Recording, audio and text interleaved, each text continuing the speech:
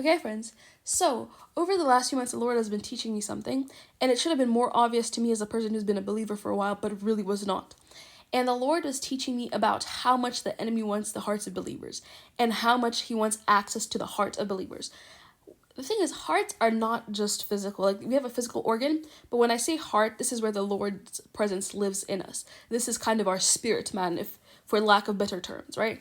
This is us and who the part of us that connects to the Spirit of God, to the things of God, that gives our lives to Christ, right? That's a place where God comes and lives in us.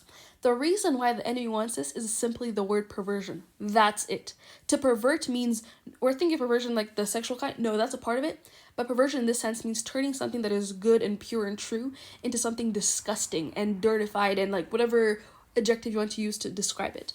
And the reason why is the enemy does not want us to experience the presence of God, or for the presence of God to be near us, or for God to live in us, or for the Spirit of God to have any communication with us. When the enemy is able to do this, I promise you, as a human being, you're more likely to sit in it than to identify it and deal with it. One of the clearest ways, and I talked about this for those of you who followed me for a while, is through offense.